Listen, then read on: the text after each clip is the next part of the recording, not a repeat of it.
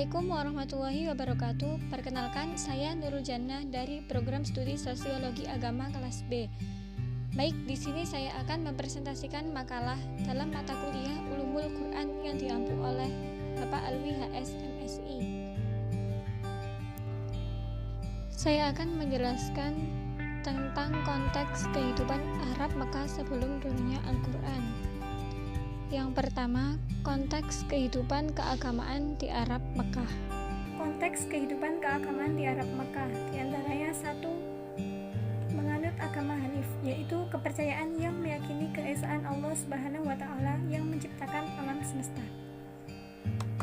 Yang kedua, wasania, yaitu kepercayaan menyembah roh, jin, pohon, dan matahari. Yang ketiga, agama Yahudi dan agama Nasrani. Adapun agama Yahudi yaitu pengikut Nabi Musa dan agama Nasrani pengikut Nabi Musa. Yang keempat, paganisme. Di sini kepercayaan yang didominasi menyembah berhala dan sebagian kecil menyembah matahari, bintang, dan angin. Adapun berhala, sesembahan yang paling menonjol adalah Lata, Uzza, Mana, dan Hubal. Berhala-berhala ini bersanding dengan berhala lain di sekeliling Ka'bah yang jumlahnya berkisar 360 berhala. Orang yang tidak mampu membuat berhala, patung atau rumah-rumahan, maka cukup dengan memancangkan batu besar di depan Ka'bah atau di tempat lain yang dianggap suci. Kemudian ia berjalan mengelilinginya beberapa kali putaran seperti orang yang sedang melakukan tawaf mengitari Ka'bah. Upacara kebaktian seperti itu disebut ansok. Kekudusan berhala-berhala pada masyarakat padang pasir bertingkat-tingkat dan setiap kabilah atau suku memiliki patung sendiri sebagai pusat penyembahan. Berbagai sesembahan pada zaman jahiliyah ini pun berbeda-beda, diantaranya sanam, patung, wasan, berhala, dan nusuk. Sanam merupakan patung dalam bentuk manusia yang dibuat dari logam atau kayu, sedangkan wasan terbuat dari batu, dan nusuk adalah batu karang tanpa bentuk tertentu. Berhala-berhala itu tidak hanya diletakkan di sekitar Ka'bah, tapi juga diletakkan di rumah masing-masing. Mereka beranggapan penyembahannya kepada dewa-dewa itu merupakan cara mendekatkan diri kepada Tuhan. Namun, pada kenyataannya penyembahan kepada Tuhan sudah mereka lupakan karena telah menyembah berhala-berhala itu. Dengan demikian dapat dikatakan bahwa sebelum kedatangan Nabi Muhammad SAW, bangsa Arab telah menganut agama monoteisme. Agama tersebut diwarisi turun-temurun sejak Nabi Ibrahim AS dan Ismail AS.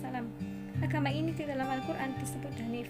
Kepercayaan akan keesaan Allah tetap diyakini oleh bangsa Arab, hanya saja sudah dicampur adukan dengan tahayul dan kemusyrikan.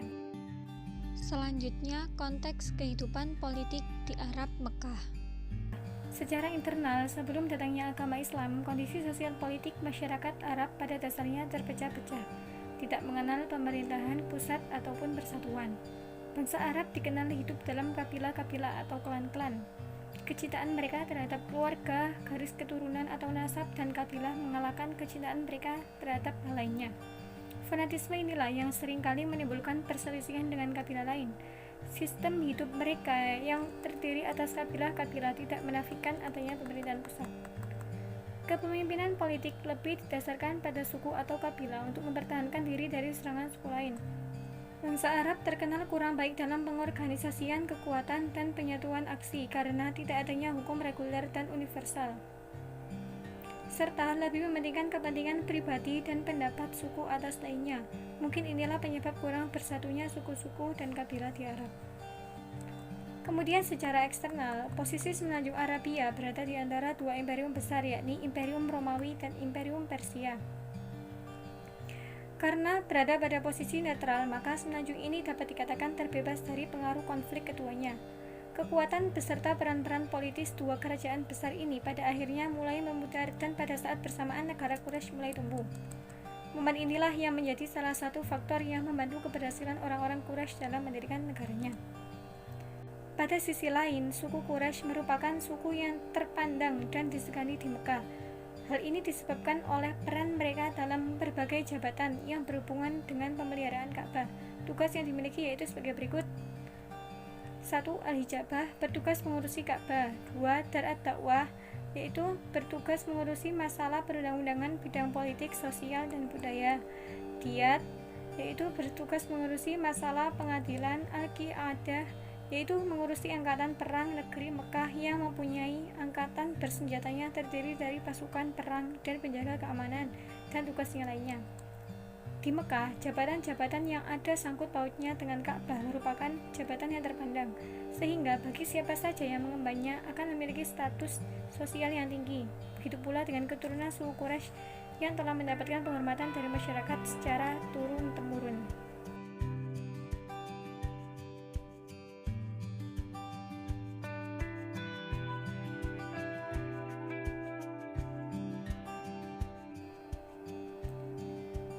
Sekian dari saya, kurang lebihnya mohon maaf. Wassalamualaikum warahmatullahi wabarakatuh.